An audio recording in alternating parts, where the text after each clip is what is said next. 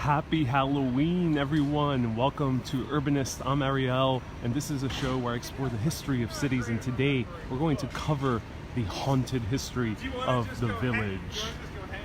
We are right in front of St. Mark's in the Bowery, which is a chapel that has a long and history past.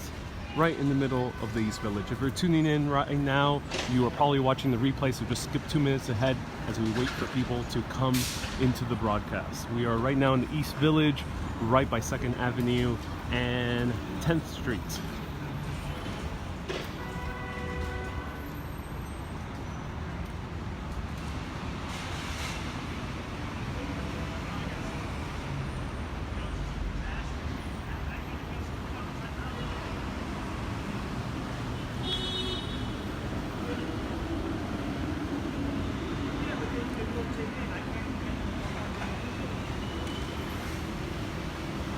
Hello Yamina, hello everyone, welcome to the broadcast. Let me know where you're watching from. Let me know what was your craziest haunting experience.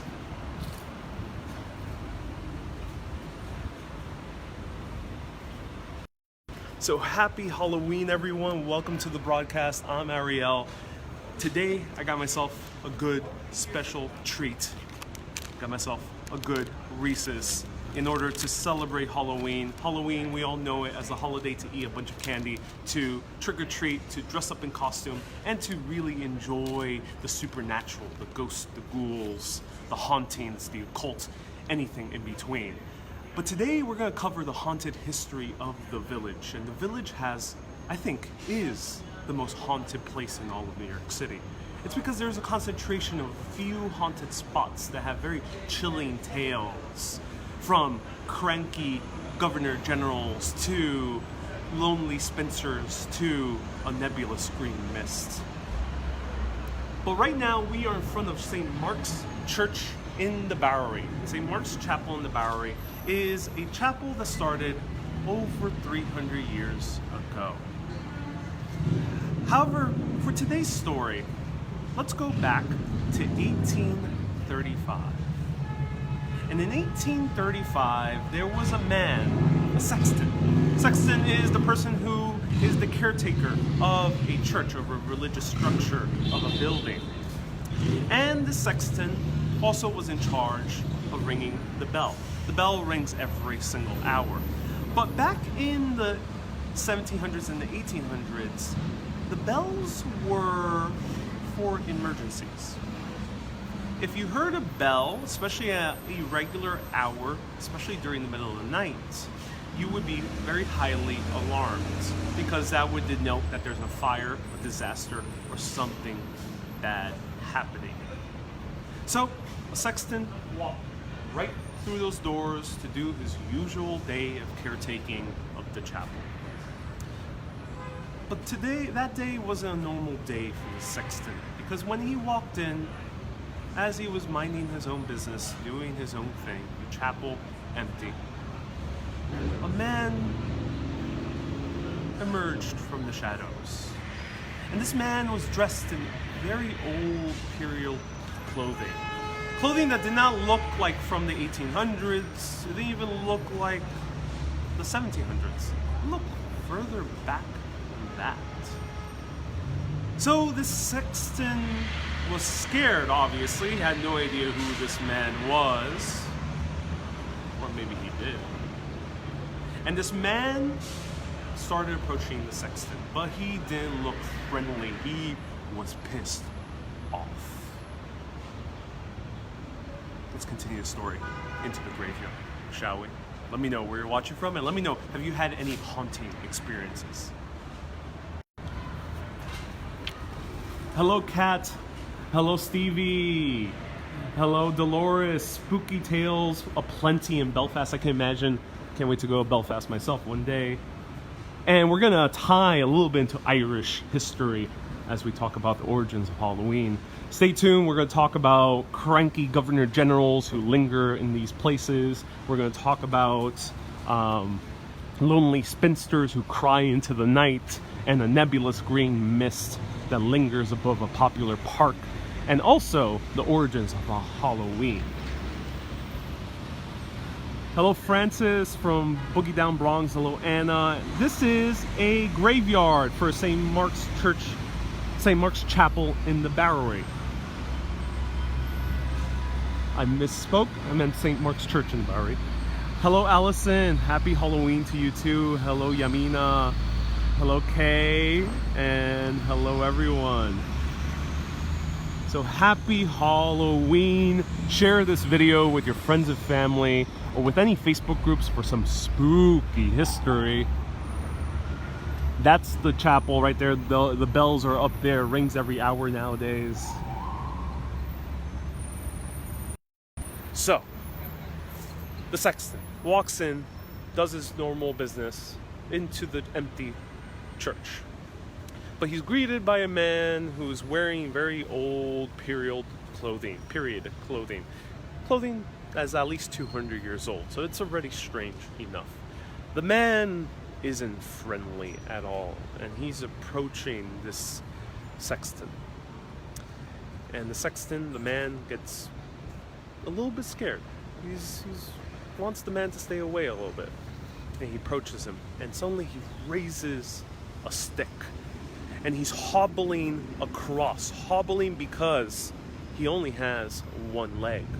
The other leg is a wooden leg, and it's screeching across the floorboards. The man is holding a stick, threatening to hit him. The sexton then finally knows who this man is, but he dare not speak his name. So he runs out, back into the streets. And as he's running out in a sheer panic, the sun sets, it starts getting dark, and suddenly the bells start ringing very, very violently. And if the bells start ringing very violently in the middle of the 1800s, there's a fire or there's some type of disaster happening. So the townspeople come all around trying to see what's up, and they come into the church. And once they try to go into the church, and let's see what they will have experienced. They try to get into the church, and as they're trying to open up the doors, they are locked. The doors can't open any further. So that was odd. The sexton wouldn't have locked the doors. He just ran out in a panic. There was no one else in this church at all. So who locked the doors? The bell was ringing so loudly. Eventually, a few minutes passed by, and the townspeople finally found a way to get into this church and found a way to go all the way up to the bells. And once they reached the bells, before they opened the door up to get into the bell room, it stopped. And this was strange. And this is the actual bell over here. Hello, Michelle. Welcome everyone to the broadcast. So this is the actual bell that was ringing violently that night. Of course, cracked like most bells are after a while.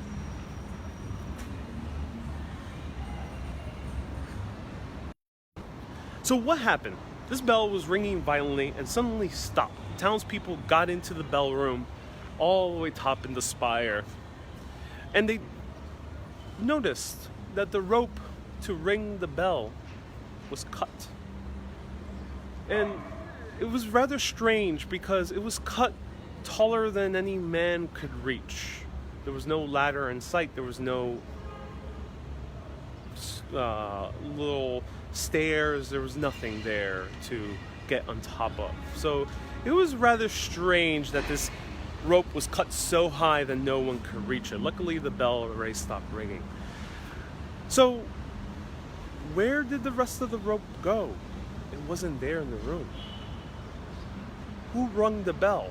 They don't know. But the sexton had an idea. The man had one leg. There was another man who had one leg who lived here in the 1600s, of prominence, a very stern man who took no bullshit.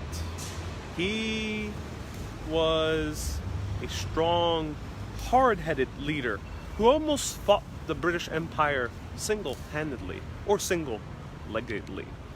Who was this man? Who was this man that the sexton believed was the one who rang the bell? I'll show you. Hello Shannon, welcome. Hello Rose. Hello Hope. Hello Michelle, happy Halloween to you too. Hello Fur, and hello Angel, and hello everyone. And Myra, you're watching from Cupertino, and other than the Winchester Mystery House and the Toys R Us in Sunnyvale, I don't know about any hauntings. I'm intrigued to hear about the Toys R Us story. That's interesting. So the man that the sexton believed that rung the bell was old Peg Leg Pete. Peg Leg Pete was a moniker given to him by the people who made fun of him. Mostly because they were tired of his stern laws that he had in New Amsterdam. He was the Director General of New Amsterdam right before the British took over.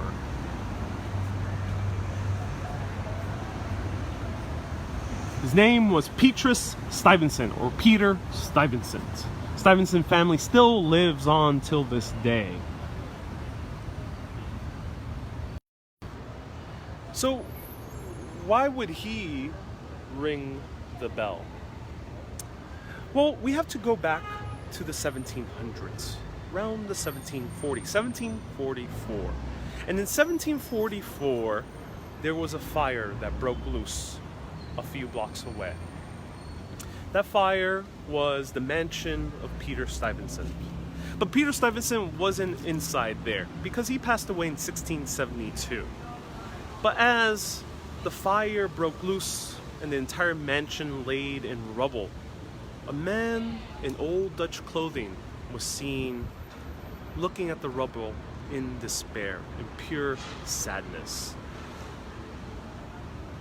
A lot of people believe that that was old Peg Leg Pete lurking around, seeing his house, his livelihood, despaired, gone.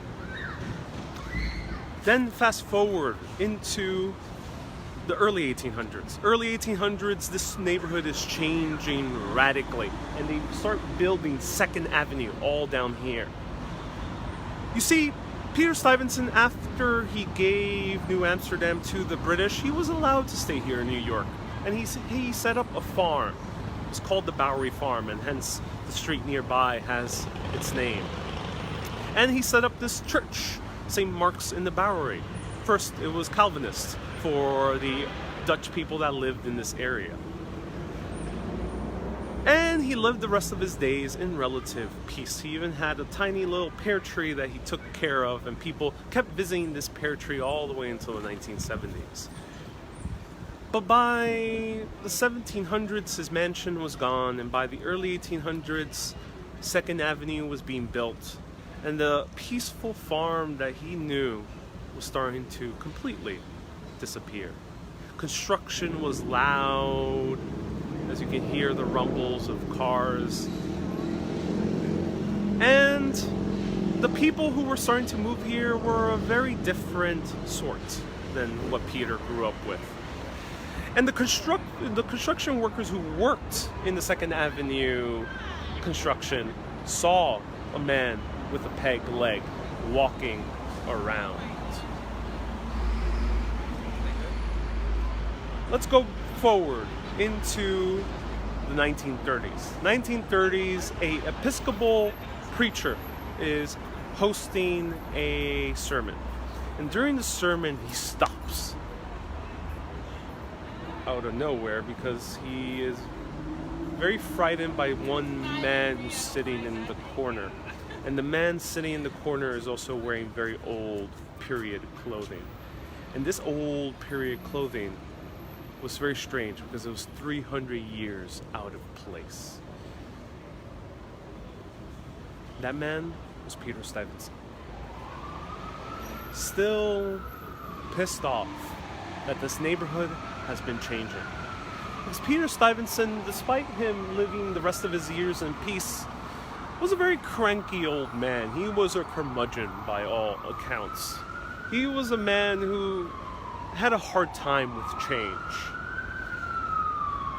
He didn't like that the British took over New York City from him, but he let it go. But once the neighborhood started changing, he couldn't. So he comes back over and over. So, what happened to the piece of rope that from the 1835 ringing of the bells? Well, that piece of rope, they went down to the vault where Peter Stuyvesant was buried underneath this church. And as the sexton and the curious townspeople opened up the vault, looking to see if the sexton is onto something, on top Peter Stuyvesant's grave, in the locked vault, they see the piece of rope. Oh, Peter Stuyvesant, some people just don't want the neighborhood to change. On to the next stop. If you're enjoying this, press that heart button and share this video with your friends and family. This is St. Mark's in the Bowery.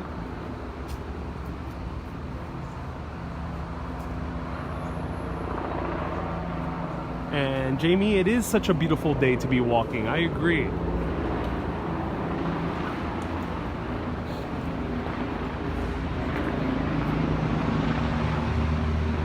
So let's walk, say goodbye to the church, to Peter Stuyvesant, and to the bell that rings every once in a while that he gets pissed off at the changing neighborhood.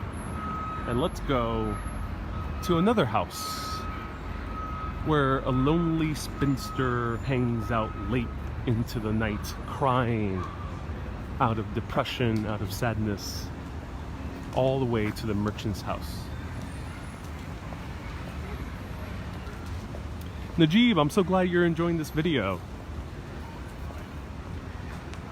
And right here is Stuyvesant Street, the street named after Peter Stuyvesant. The family lived here for many years. They had houses along this row of houses. Now this is a random fact, not really haunted, but haunted if you are afraid of directions. Because New York City is not a true north-south orientation. Even though everyone orientates themselves by going uptown as north and going downtown south and east and west, it's actually slanted. Actually, the Museum of American Natural History is actually more east than right now East Village, geographically speaking. The only true east-west street in all the island of Manhattan is right here, Stuyvesant Street. From our perspective that we've grown to know, we think to ourselves, oh, this is a slanted street. But no, this is the only actual east-west street, geographically speaking. But let's continue on. Let me know where you're watching from and share this video with your friends and family. And what's your favorite Halloween candy?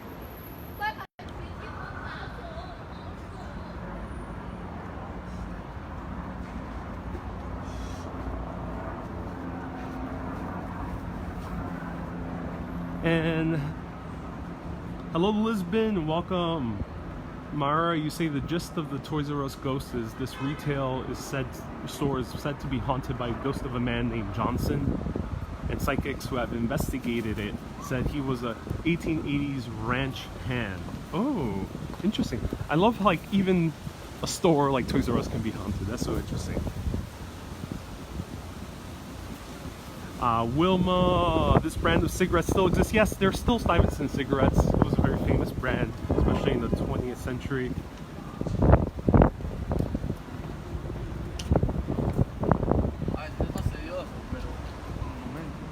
And Najib, I'm glad you're enjoying this. And Kathleen from Massillon, Ohio, recovering from surgery. Oh, I hope you recover well. Thank you so much for tuning in.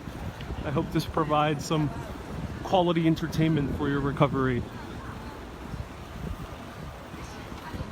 And Philip from Bristol, welcome.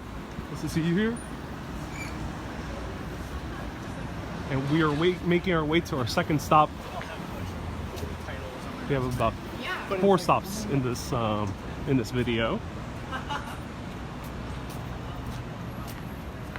Hello Jeff and Shannon, you love Greenwich Village in Halloween. Me too. And hello Paula. Hello Sharon. And Mark says spooky day to you too. And hello Jeff. Hello Naomi. Have a very spooky day. I definitely will. And hello Michelle. And hello everyone. Welcome to the broadcast.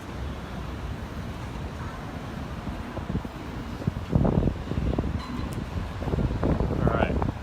So here we are at 3rd Avenue, right by Astor Place, where last week we talked about the curse of the Scottish play. If you want to learn a little bit more haunted history, you can check that out a week ago, Astor Place Riot video. Here is Cooper Union.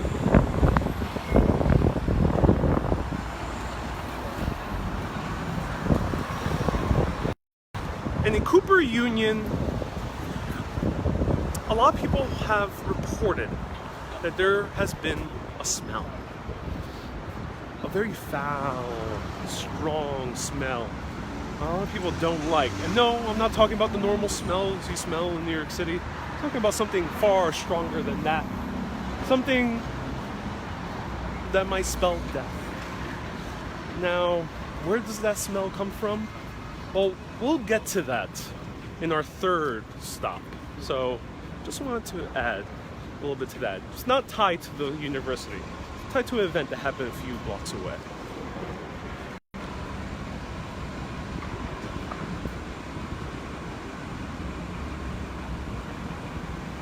Dawn, it's pouring in southwest Louisiana. I can imagine.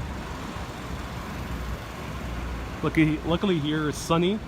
It's great when Halloweens are sunny because you get to walk around and see all the people in costumes, which we might see today. Especially little kids, they tend to dress up and go out earlier. Later at night you see people of all ages dressing up.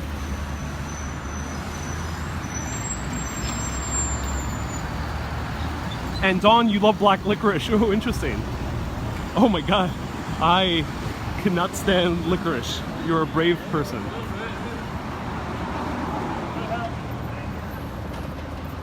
And Kay, you love all the candy. Amazing. So where does Halloween come from? Halloween is a rather ancient ritual. However, the easiest way to explain where Halloween comes from is by going back to the Celtic legend of the Ishi. Now, the Celtic legend of the Ishi was these prankster spirits that would roam around the Scottish Highlands or the beautiful hills of Ireland and play pranks on the residents. Now, these Ishi were believed to be gods from forgotten religions who just were relegated to torment anyone in their path, but only during the time right at summer's end, which is known as October 31st. Where are the costumes? You'll see them soon. It's around 4:30. People start coming out with costumes around 6-7 p.m. once Warpath's done. I might do an extra live where I'll show you a little bit more costumes. And Dawn says no Jägermeister. Ooh, I don't know what joke you're referring to, but no Jägermeister for me right now. And just to give you a context where we're walking through, right now we're walking through 3rd Avenue. Stop by Cooper Union.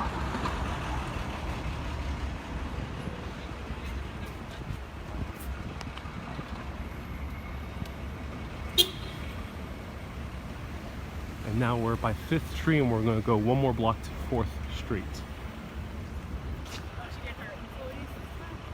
I'll list all the places we're visiting after we finish our broadcast.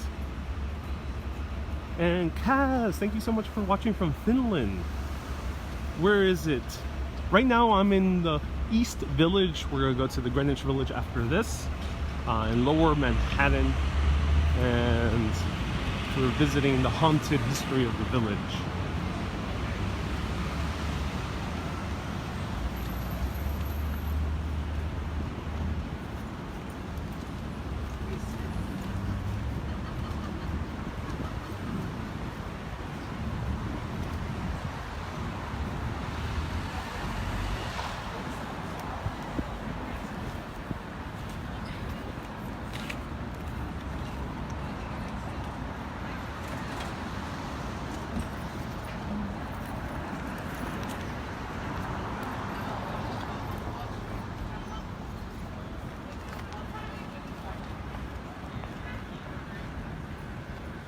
So back to the Ishi. The Ishi, prankster gods, gods who were forgotten, no longer gods in this world, but now prankster spirits. And when summers ends, that is the time where the Celtic believed that most monsters and ghouls and spirits would come about.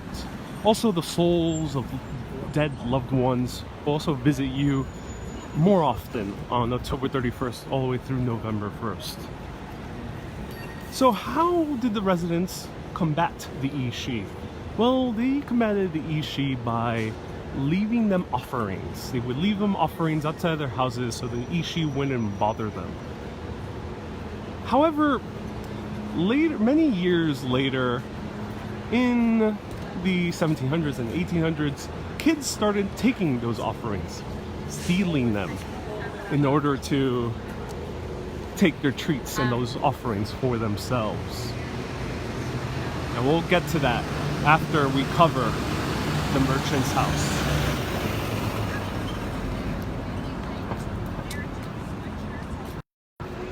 So right here is the merchant's house, one of the oldest houses in all of New York City, pristinely preserved, dates back all the way to 1843.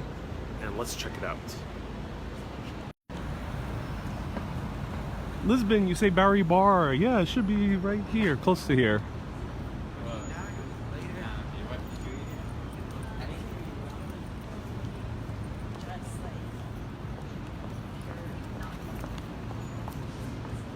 So let's see if we see anything supernatural happening here. This is a National Historic Landmark.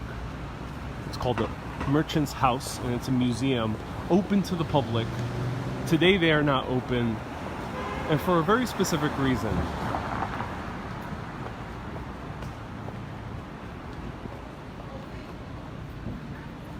Now, this was built in 1832 by Joseph Brewster, and a few years later, in 1835, a man by C. Barry Treadwell bought this house. So, a few years ago, there were many reports of tourists tried to come in to the house, and they would try to open up the door to visit the museum. And it's open most days of the week. Today it's closed. However, as they tried to open, the door would creak open, and they would only hear an old lady's voice. And this old lady would say, "We're not open. Go away." Rather confused, most tourists would say, "Well, in Google Maps it says it's open. On Yelp it says it's open. Can we come in?" And they would try to push open the door further and further and further, and the door would stick through. Until the door finally opens. And someone greets them in the house, and the person inside is always very confused as to why these tourists are already pale in the face. And they tell them, like, "Were you the one who said something?" And they're like, "No, we didn't say anything." So this was confusing the workers of this house museum, but they were already growing accustomed to this. Because back in the mid-1900s, there was a woman, the very first major caretaker for this house. Her name was Frances Helm. And Frances Helm was a very sturdy, stern woman from Cape Cod. She took care of this house in its very early days, after the last family member who owned this house passed away. Frances, hey, how's it going? Nice costume. Thank you. What's your channel name? urbanist.live. Okay. That's a Deadpool costume. That's amazing. All right. So Frances home, one day, hanging out in the house. And as she's hanging out in the house, she sees tassels move around. Tassels are like the ends of a curtain, or sometimes the ends of a lamp. This one was at the ends of the lamp cord, and it was moving. Not by wind, because all the windows were closed and it was a particularly cold night, so she didn't want to be freezing, so it wasn't wind. It wasn't the normal pendulum swing of a tassel, because it was moving more and more violently, more and more forward. So what was happening there? Frances Helm, a little bit freaked out, turns off the lamp, goes upstairs, and goes to bed. But as she goes to bed, she is startled by something. She is startled by a knock. A knock. But it wasn't creaking pipes, because this knock was turning rhythmic. Bump, bump, bump, bump, bump. Bump, bump, bump, bump, bump. Bump, bump, bump, bump, bump. All throughout the night. Frances, extremely scared, no longer slept in that room. Now, this room is particularly scary, because to this day, many workers who are in this museum report that the bed in this particular room always has a dent in it. No one's sleeping in it. It's the original bed from the house, but there's always a dent there, as if someone slept. Whose bed was this? Who's leaving the dent? Well, as I mentioned, C. Barry Treadwell bought this house in the 1800s. And he was a rather rich merchant of a very stoic Anglican family. And C. Barry Treadwell moved to the neighborhood that was up and coming. And it was up and coming because this neighborhood had Washington Square Park being constructed and had various other developments like Gramercy Park as well. So New York City was moving uptown, and he was a very, very wealthy merchant. C. Barry Treadwell had 8 children. 7 of them had troubles getting married. 6 of them were women. Lots of troubles getting married. None of them could be married off. And at this time, if you couldn't marry off your daughters, you were seen as an outcast of society, even if you were already an aristocrat. It was rather odd that none of the daughters could get married. But in 1840, they welcomed the new daughter into this world. Her name was Gertrude Treadwell. Gertrude Treadwell, by all means, was a very beautiful woman. Let me show you a photo of her. I have it right over here. And Tanya, you say creepy. Yes, indeed. Yes, indeed. So,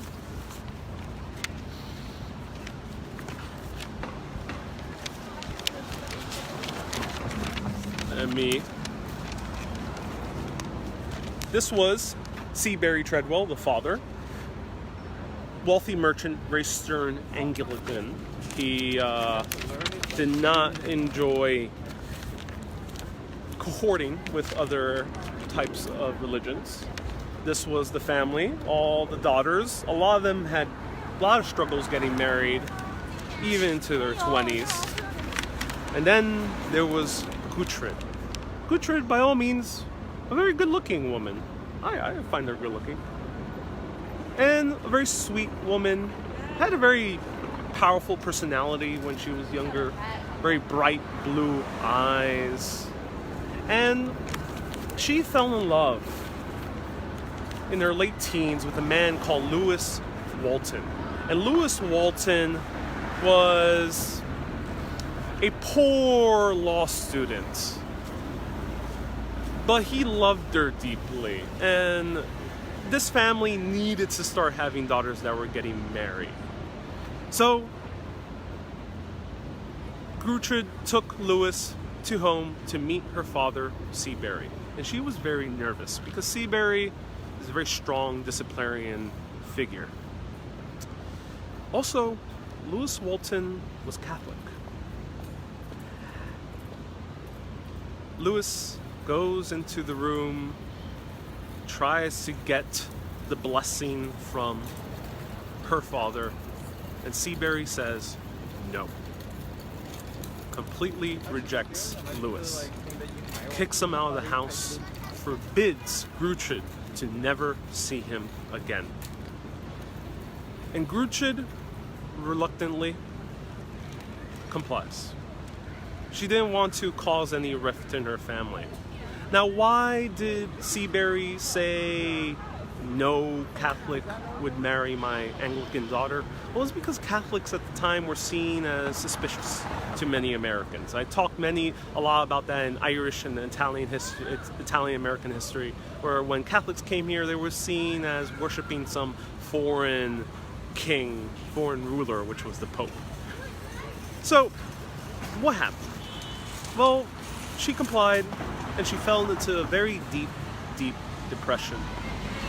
And Gertrude, in her 20s, continued to linger in this home. Few of her sisters started having their own lives. They finally started getting married, started moving out, but Gertrude stayed. Stayed as more and more generations were born into this house, as her parents passed away, and she stayed. She stayed until everyone left the house. It was already the 1900s. The world has changed around her, but she didn't. She stayed and changed nothing. She wanted to keep the sanctity of her family home. She kept saying that she wanted to keep it the way that her dad would have kept it. However, a lot of her family did not want to visit her because her blinds will always be closed. She would not speak to anyone, never invite anyone, and if a family member would come to visit, she'd be very reluctant to let them in. She stayed in that home cooped up. As the world was changing around her, as the technology of the 1920s came along, as cars started roaring by, she stayed in that house as if it were still the 1860s or 1870s. And finally, in 1935, she passed away in the very same bed that she was born in the very same bedroom. This bed, to this day, still has that very same dent. Now, is Gertrude the one still haunting this place? A lot of people think so. Because the dents in the bed, the knockings in the bedroom, they see white streaks when people take photos in the living room. It's rather all odd. And they also hear cries of a little old lady. Gertrude was no more than 5 feet tall. A little old lady still crying into the night. Poor Gertrude still lingers in this home. Now, one interesting thing is, a few decades ago, one of the relatives of the Treadwell family that long has made this house into a house museum and now it's a historic landmark, so they no longer own it, he started investigating through the house, and he went into one of the bedrooms, Gertrude's bedrooms, and he found something that was rather odd. Right inside, on the second floor, he entered Gertrude's bedroom. And inside the bedroom, across the street, inside the bedroom, he found a doorway. a hidden doorway leading down to the first floor. And in the first floor, that doorway led to a hidden secret chamber. A room that wasn't accessible. No one in the family really ever knew about it.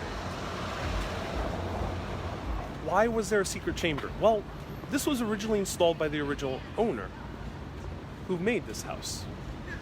But Gertrude might have used it. This is speculation, I don't know for sure.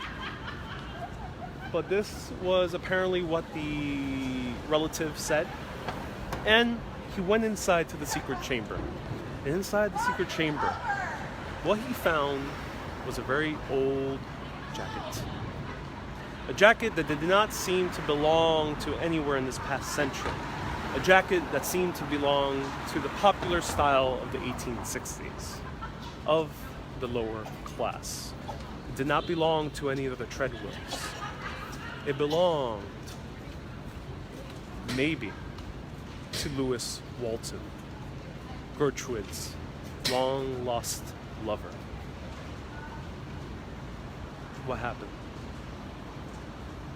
Was that the secret chamber they spent many nights together, professing their love to each other until they were torn apart by their strict father? Who knows? But to this day, people still hear creaks and noises. People still see a little old lady creeping through the windows. And if you see that the windows are completely closed off, they're not taking any chances this Halloween. Because this is not the only ghost that haunts the merchant's house. There's another one. This story, I'm warning you, is a lot scarier.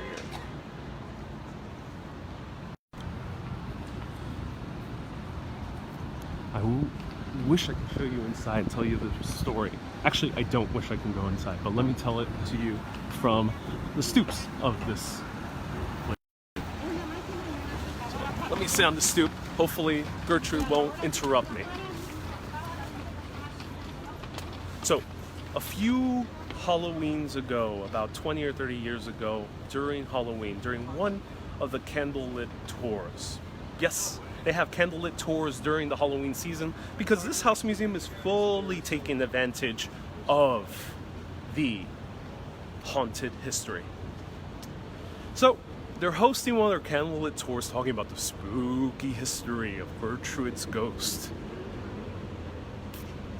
Until a very foul smell starts taking over the entire house.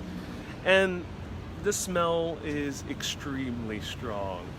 And people start running away. And they start running away, scared to...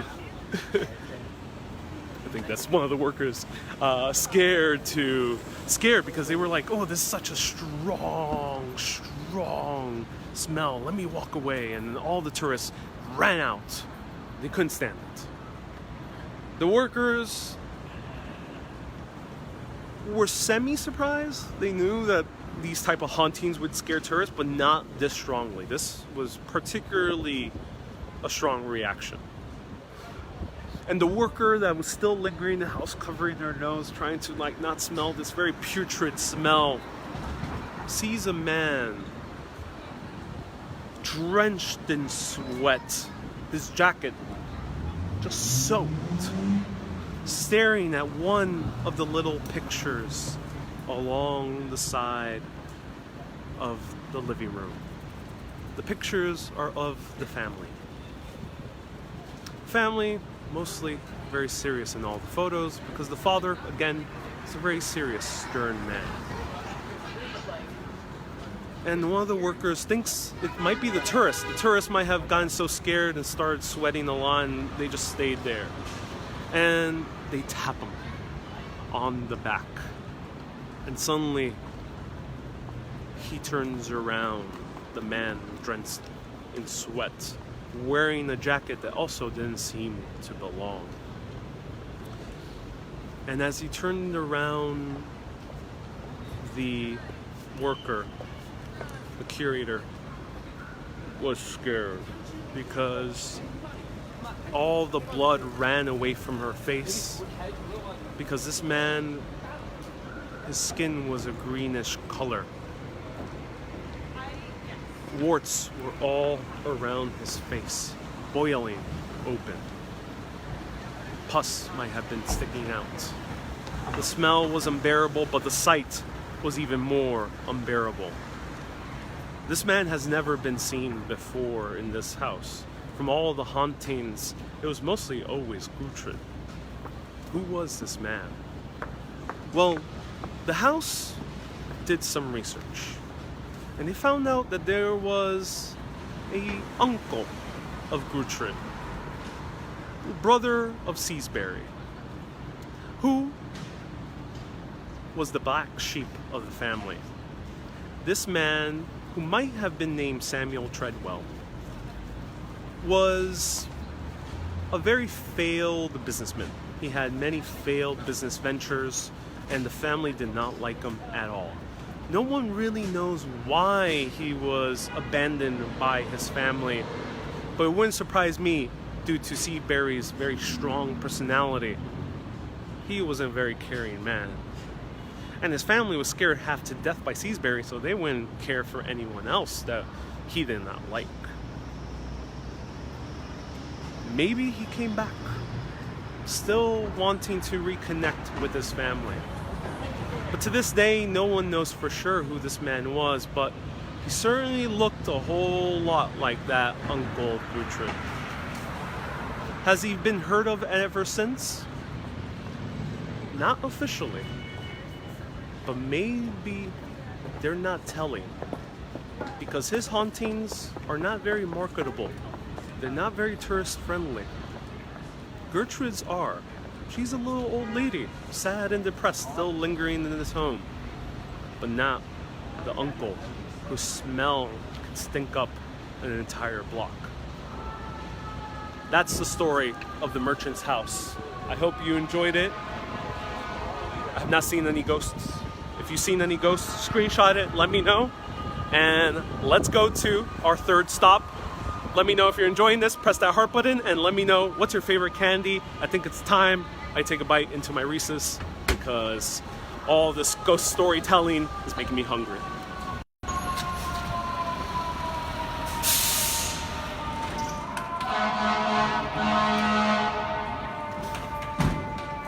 Hello, Marguerite. Thank you so much for watching from Ireland. Hello, Caroline. Gertrude, come out and say hi to the camera.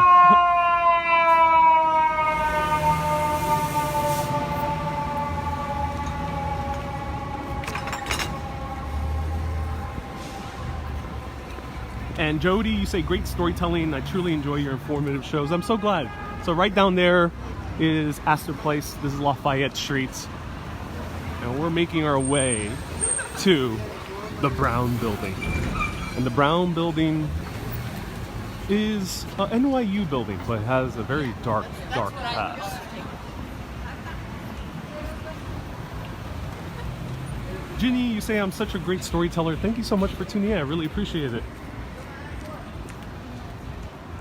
And very engaging and animated. Yay!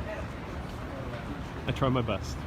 And hello, Kenny. Happy Halloween to you too. Welcome. So now we are transitioning to the Greenwich Village, where we are going to see a NYU building on Green Street. And no, it's not the NYU building I talked about yesterday. NYU also has another haunted building. This one, much darker than the little ghost of Molly. This one has ghosts of a more miserable kind. Are you going, Kay, are you going to the Halloween parade tonight? I'm going to try. Maybe, I'm not sure. I'm gonna see what I'm gonna do. I'm gonna kind of I covered it 2 years ago. There's barely any service, so I can't really do a Facebook Live, but I'm gonna see if I can show people walking around in costumes. in like the streets nearby, or maybe go into the end of the parade.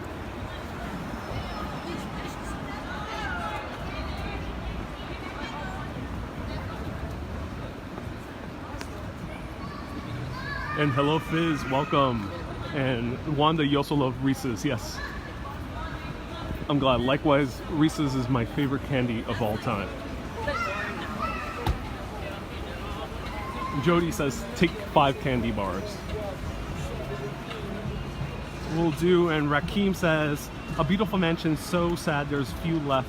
Seems to be the only one around. Yes, it was on that block. Very few houses from that era are left. That's why that one's a National Historic Landmark.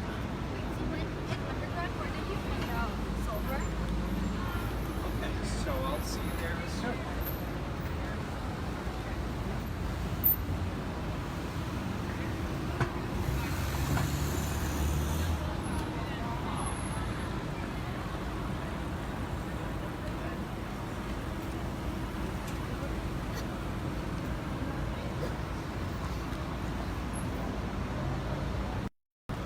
So I mentioned earlier that very strong smell that emanated from Cooper Union. Not the one at Merchant's House, but the one at Cooper Union, which is a university. That strong smell is from an event that happened right here in the heart of the Greenwich Village. What used to be filled with a bunch of factories and other, factories and garment. This was a huge garment district during the time. Now, what does that smell have to do with this event? We'll get into that. Let me show you the building.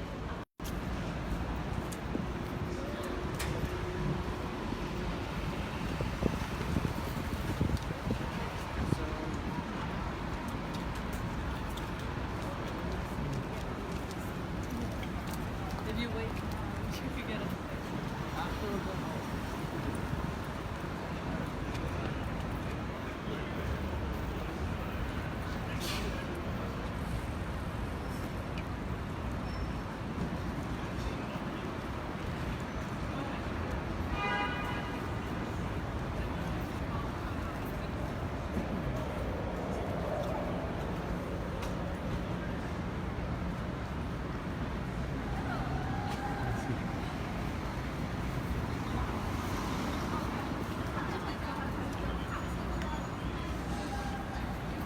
And Mars Bar says Ludinous. Ooh, I'm glad you love Mars Bar. Amazing.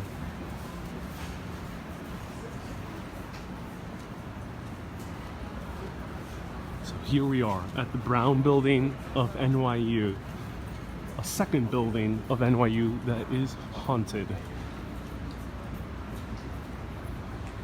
Now this is a 10-story building built during the height of New York City's manufacturing era in the late 1800s, early 1900s. Buildings are already starting to get taller. The windows are huge because they made garments in here, especially in the top levels.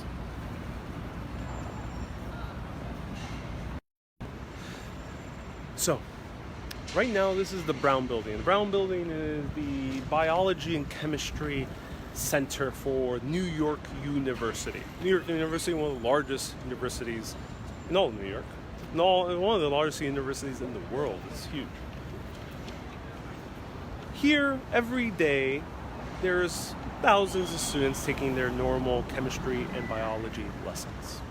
But there's been various reports of students also smelling a very strong smell. But this smell is not putrid, it's not foul, it's a smell of burning.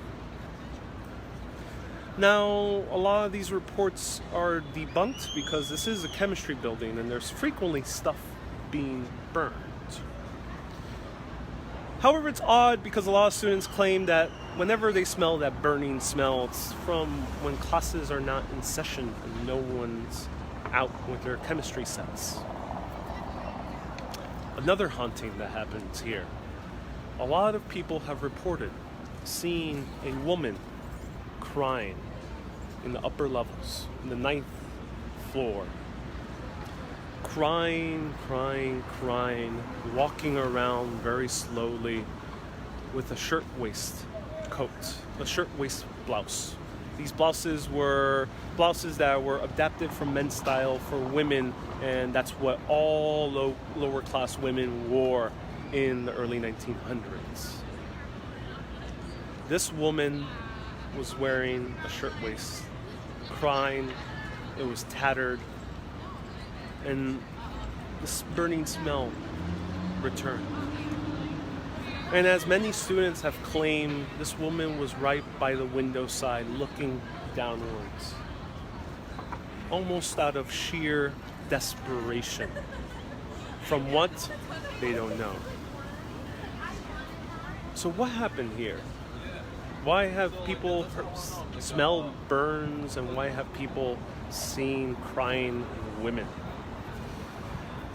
Well, a terrible tragedy took place here back in 1911, March 25th at 4:40 p.m. in the upper floors of the now brown building. This was known as the Triangle Shirtwaist Factory. They made shirtwaists here, same that the woman spotted was wearing.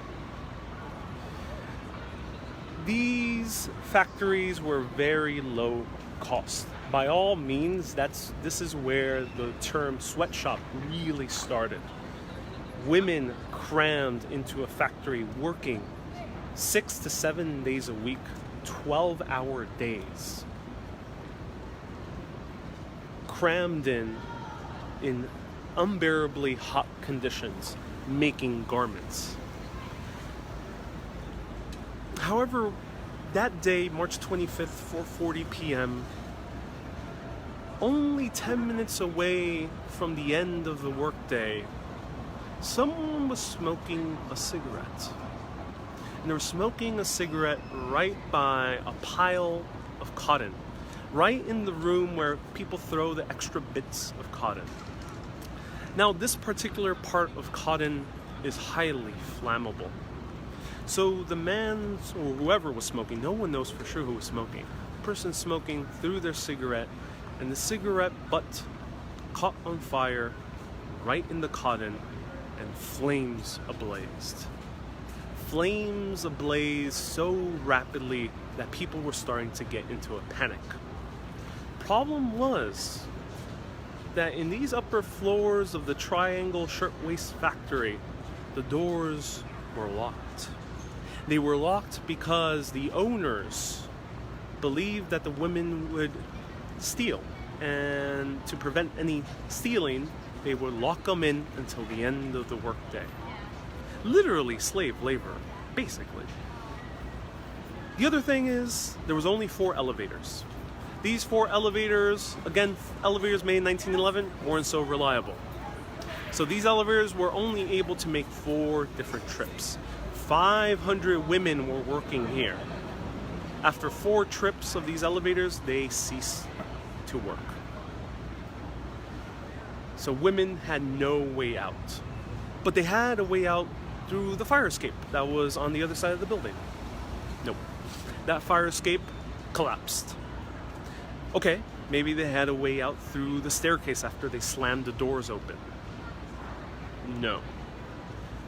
The staircases were made out of wood, and the staircases burnt, leaving more than 100 women trapped. And to not get into too much detail, women were being trampled. Some of them were trying to jump into the elevator shafts, hoping that they can escape through that way, but they couldn't. They found at least 10 women in the elevator shaft, and women were also jumping out of the building. This was a disaster by all means. In a short 18 minutes, 146 women passed away. 144 on site and 2 in the hospital later. It was the biggest workplace tragedy all the way until recently in 9/11, where many people died rescuing the people in the buildings. But this workplace tragedy could have been prevented. This workplace tragedy was due to sheer inconsideration for its workers' health and well-being. So where did that putrid smell from Cooper Union come from? Well, in the events following this tragedy, the bodies that were piling up, the only place that they can find a space to put them in is in Cooper Union. And Cooper Union, 3 blocks away, they stored them there to see if they can be identified by their family members. Many of them were unidentifiable. And to this day, people say that the smell has stuck. I never smelled it myself, but people have reported that since then. And to this day, the brown building continues to be haunted by women crying in their shirtwaists, coats, in their shirtwaist blouses, looking for a way out. But there's no way out because the fire is no longer there. And they're just stuck in the limbo forever. However, these women did not die in vain. Even though this was one of the worst tragedies ever seen in New York, these women and the lives lost led to massive workplace reform. Suddenly, these buildings were forced to have fire escapes. More than one fire escape. They were forced to build out of fireproof material, and they were also forced to start making fireproof stairways. Not from wood, but from metal, steel, and stone. So they luckily did not die in vain, despite the tragedy that happened. However, I find it terribly, terribly ironic that in a building that led to one of the greatest fires in New York City history is a building for chemistry. What was New York University thinking?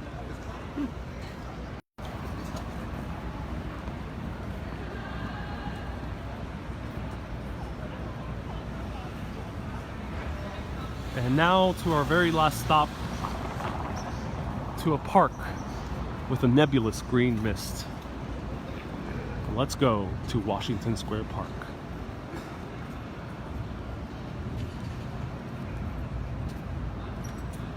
And Sarah, we learned the hard way, and Kathleen says wonderful details to your stories. Thank you for all the research you do. Thank you so much. If anyone wants to lend their support, we have supporter subscriptions on Facebook. You can donate $5 a month and you get access to extra 360 videos every single week. And if you want to support another way is by sharing these videos with any cool Facebook groups or friends and family.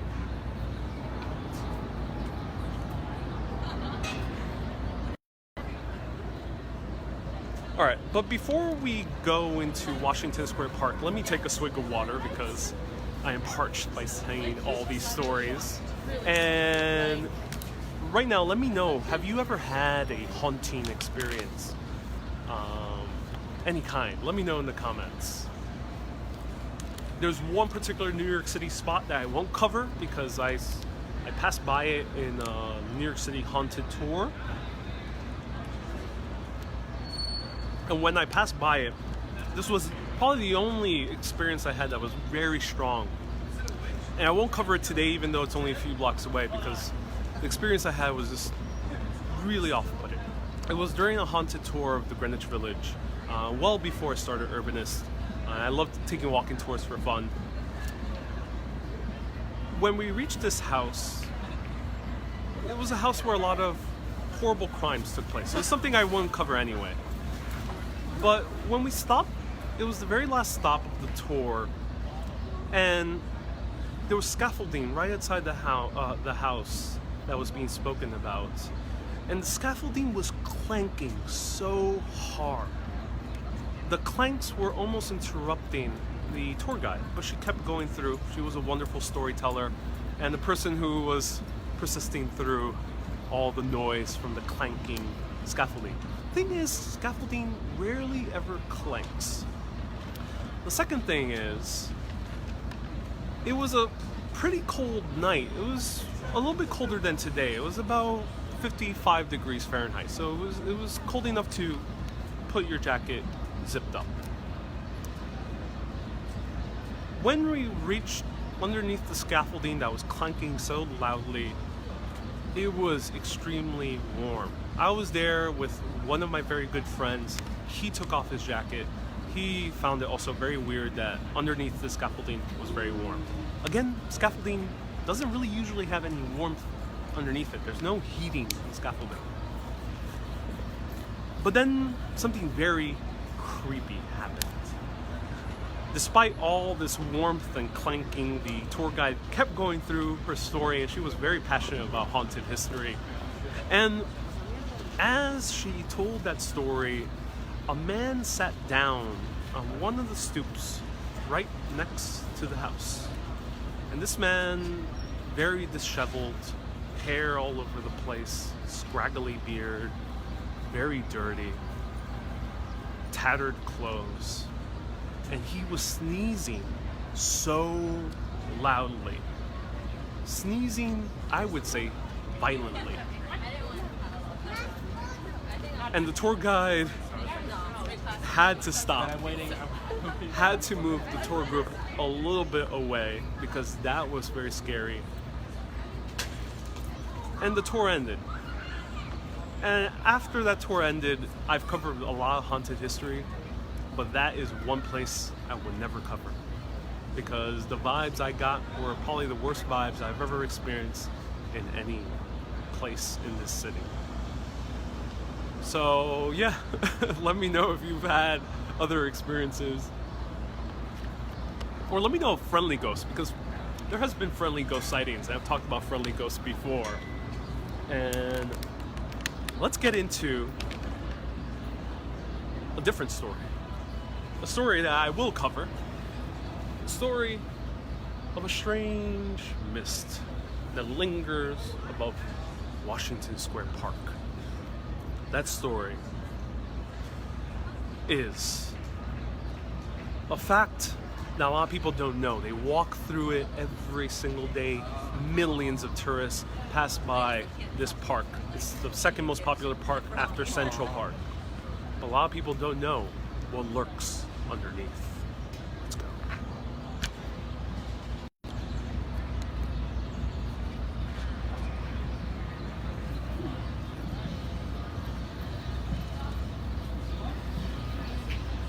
And hello, Gail. Thank you so much for tuning in late. Definitely check out the beginning. I've talked a lot about cool history. This is the last stop. We had 4 stops on this tour, and now we are on our very last stop.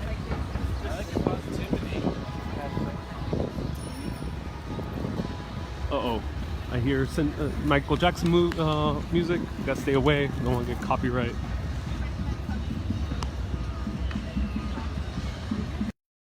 There's nothing more scarier for a Facebook live streamer than hearing Michael Jackson music, because the moment there's Michael Jackson music, the video is taken down because of copyright. So I gotta run away from the music that's blaring out.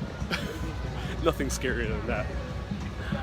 So, if you walk here in Washington Square Park, you'll notice one very particular thing. This area of the park filled with people. Filled with a lot of people. But come here during the daytime, and especially even further late into the night, you'll notice that the other side of Washington Square Park always tends to be a bit emptier.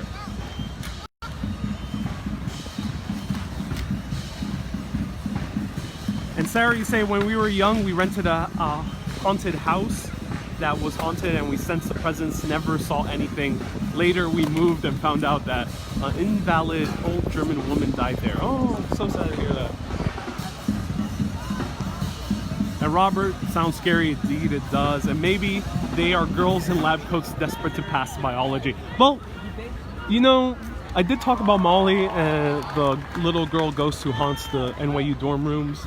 And according to paranormal investigators, there was residual energy underneath around the building. That residual energy wasn't a ghostly presence, but was the nervous energy from a bunch of students scared to death about their midterms and finals. So maybe the same thing is happening to the Brown building. Maybe that residual energy is all the midterms that happen, because midterms can be scary, just as scary as a crying woman in a lab coat.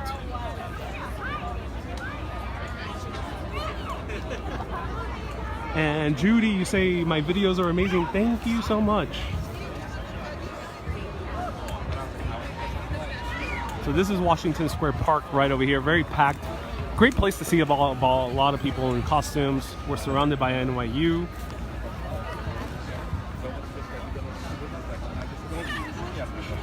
Here's Washington Square Park Monument. And let me go through the center, and then we'll go to our final stop, which is right in center. Actually, to tie into the story a little bit better, let's go over here. So a few years ago, a film starring Will Smith, almost 20 years ago, a film starring Will Smith came out.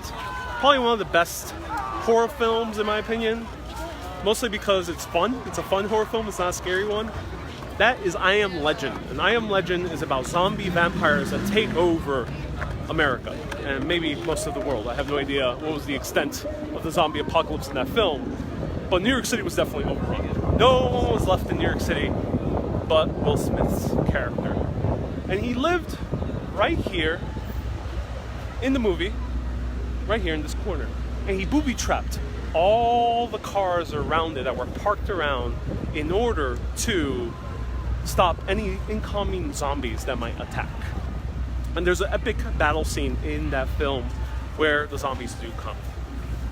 But if there was a zombie apocalypse and the dead were rising once again, stay very far away from Washington Square Park.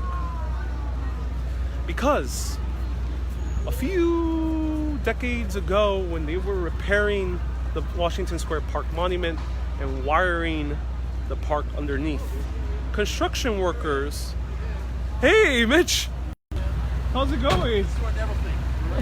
How's it going? Nice to see you. You know, we're so close. This is my son, Toby's area, my good friend who's from... Quite brilliant. I'm on live right now. Hey. Just bumped into my friend over here, Mitch Hi, y'all. Hurwitz. That's the only author. Happy Halloween. Yeah. How's it going? Oh, it's going great. You know, it's so funny. About 300 feet this way is Neville Goddard's apartment building. This is where we're going to be shooting when we do our little mini documentary about him. I'm excited. Yeah, you'll be trip. seeing him soon again. Yeah. Yeah. I'll be back, everyone. This is Toby. Hey, Say Toby. hi, Nice to meet you. Yeah. How were you dressed as? Michael Myers. Michael Myers. Oh, that's so cool. Are you enjoying not Mike Halloween? Myers. Michael Myers. Yes, I am very much. We're meeting some friends here in about 10 minutes, as a matter of fact. Cool. It's such a great coincidence to run into you because I know I owe you an email. We're going to shoot our mini documentary about Neville. And I mean, he lives steps from here. This is where he would have celebrated Halloween. Exactly. I can't wait for that. Likewise. It was awesome bumping into Likewise, you. I love man. What a nice synchronicities. surprise. Yes. It really happy is. Halloween. Okay, see you. Enjoy. That's awesome. So he is Mitch Hurwitz. I did an amazing Facebook Live tour about the occult secrets of Grand Central. And it is a wonderful coincidence I bumped into him because the video I want to do with him is about coincidences. So that's strange. Okay, so zombie apocalypse. Do not dare come over here because decades ago when they were repairing this building, this entire area, the workers came into something hard in the base of this park. And they had no idea what it was. They thought to themselves, okay, maybe we ran into a coffin. All right, it was a coffin. They dug up, found just one coffin. But then they continued digging. And again, the shovel stopped. And they couldn't keep digging further. Because it was a pile of skeletons. More and more digging all around this area of the park. that if you walk around is a lot more emptier than the rest. I don't know if it's coincidental, but they found bodies, one after the other. Piles of them. Unmarked. What were they?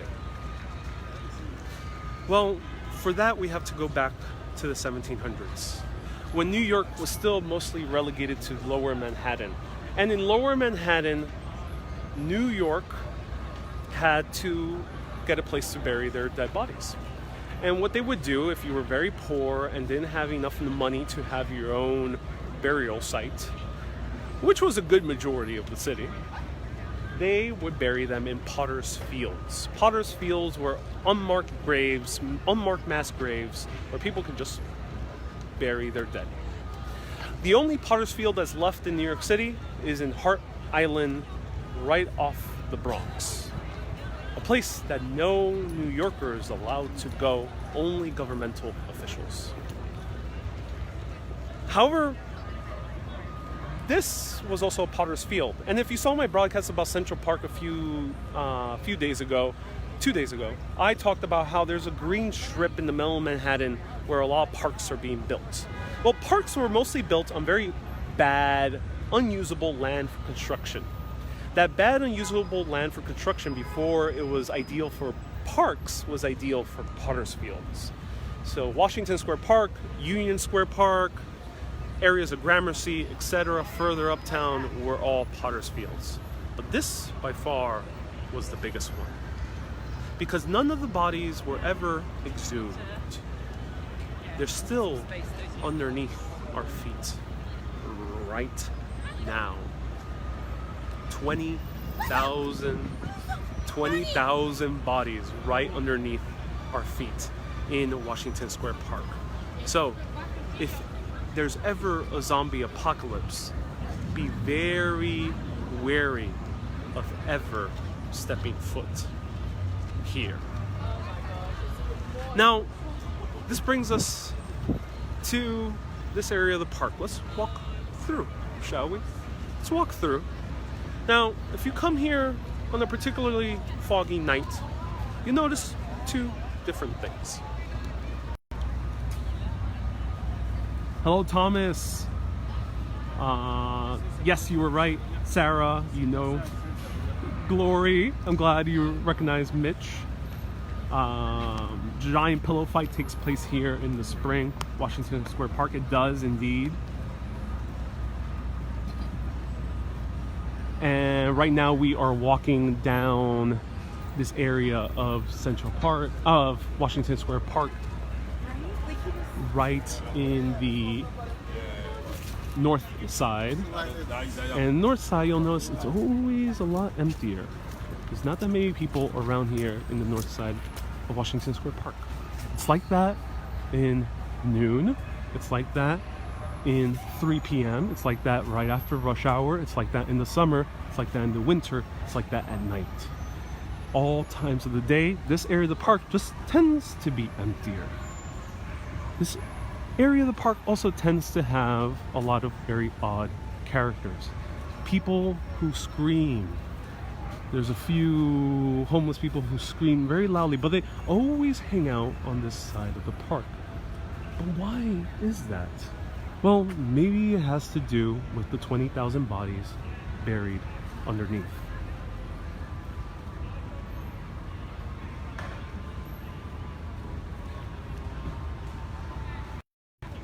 So, here at night, this area of the park is not so friendly. This area of the park is filled with no one. There's no one here. It's filled with something else. Not with people.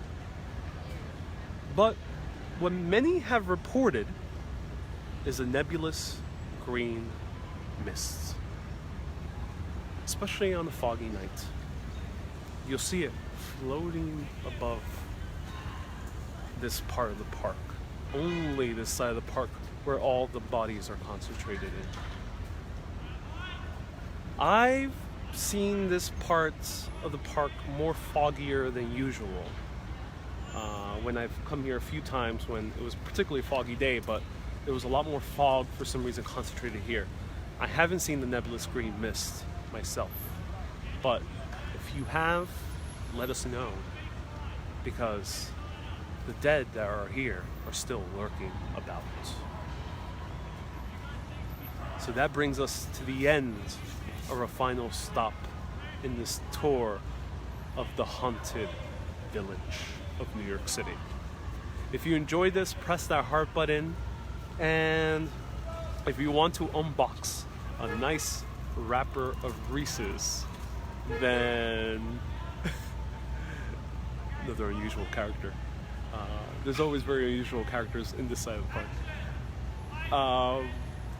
Let me know. Press that heart button. Let me go somewhere else. Let me go to the other side of the park, where it's a little bit happier. But yeah, if you want to unbox a little part of Reese's, let me know. And let me show you where the parade begins, just to give you an idea of where the parade is.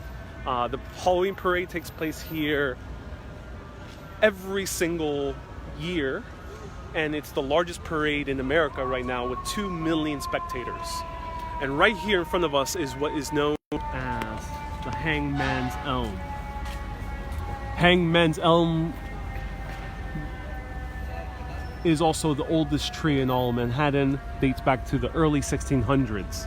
Now this tree is older than the country of America, than the United States of America. But why is it called the Hangman's Elm? Well, it's because there's not only 20,000 bodies buried underneath us. People were apparently hanged from this very elm. This was the popular hanging spot for this area of New York City. According to the Marquis Lafayette, who was the man, the French general, French admiral who fought and helped the Americans, he saw 12 highwaymen. Highwaymen are like kind of vagabonds. He saw 12 vagabonds hung right off the branches. Scared them away from this area of New York City. But yeah, let's show you where the parade is at.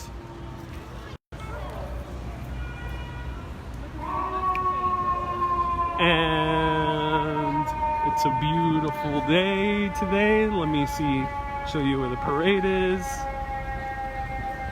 And let's finish our story about the origins of Halloween right at the area where the parade is. Am I dressing up tonight? No, I am not. I am dressing up as myself. No, I'm not dressing up tonight. But I'm gonna do my best to show you maybe an extra Facebook Live of the people walking around. We'll see how we can do it. Lots of costumes already popping up. And Phil, so you missed me. You've been moving to Cornwall, catching up now. Thank you so much, Phil. You're really going to enjoy this episode once you see the replay. And the past 2 episodes were very storytelling intensive.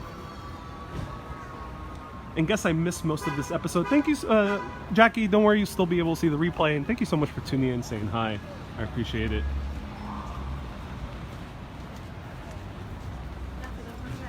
To grab my... And Kay says more great stories, thank you, and I hope you will visit Woodland Cemetery. Oh yeah, there's a few famous burials in Woodland. I think including Susan B. Anthony, if I'm correct. So yes, stay tuned to Woodland Cemetery soon.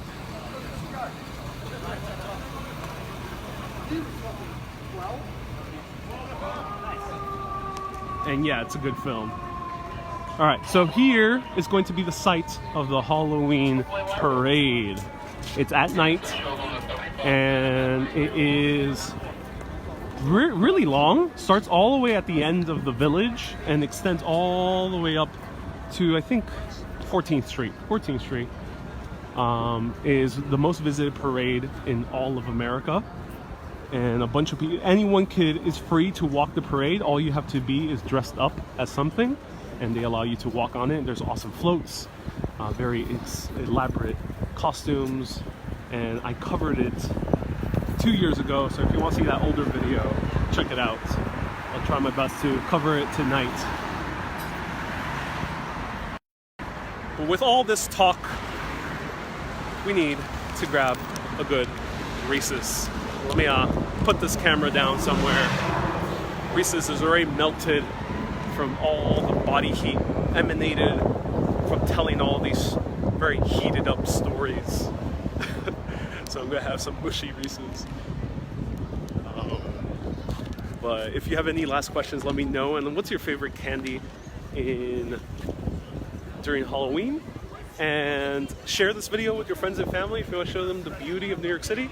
There's so much beauty here in New York City, and an awesome history that if you want to spread the word so I can keep making more videos like this, sharing these videos would be awesome. And I found myself a good tripod. There we go. All right. There we go. So this is one of my favorite. Hey, how's it going? Hello, happy Halloween. Oh, happy Halloween to you too. That was scary. That was interesting. All right, so Reese's is the most popular candy in all of America. It's one of the most popular candies in the entire world. And I was shocked when I learned about that. And this is by far my favorite candy. I am not really a candy eater. Ever since I was little, I just did not like candy too much. But when it comes to Reese's, I just go crazy for. And here, I have a nice heated up Reese's. This is not gonna be so good looking to eat.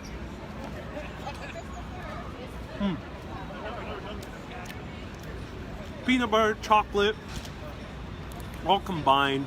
How do you eat your Reese's? That was a famous commercial. I eat my Reese's right now, mushy like a milkshake, and scraping it off of my tongue. By far the best combination that was ever invented on Earth. The Reese's is a true human marvel. So if you enjoyed this video and want to become a supporter and see weekly 360 videos, there are extra bonus videos, versions of our live videos where I show you a little bit more secrets and you can look all around in 360.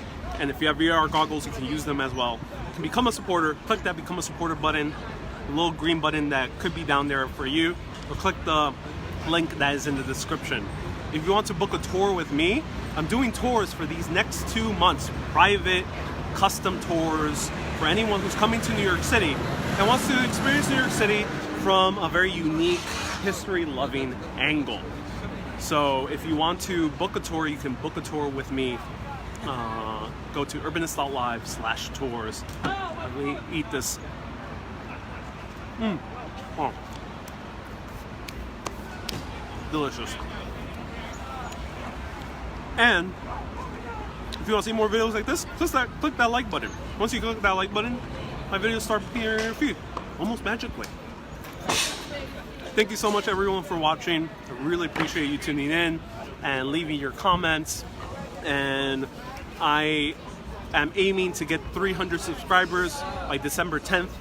Once I have 300 supporters by December 10th, I'll be going for 2 weeks to Edinburgh and showing you Scottish history.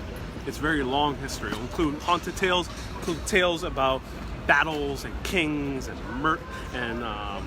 deceit among the aristocracy, and awesome Scottish history and food and drink and everything. So if you want to become a supporter and become one of the 300 to get Urbanist to Scotland, become a supporter right now. Keep being awesome, and always keep on exploring. Ooh, scary voice.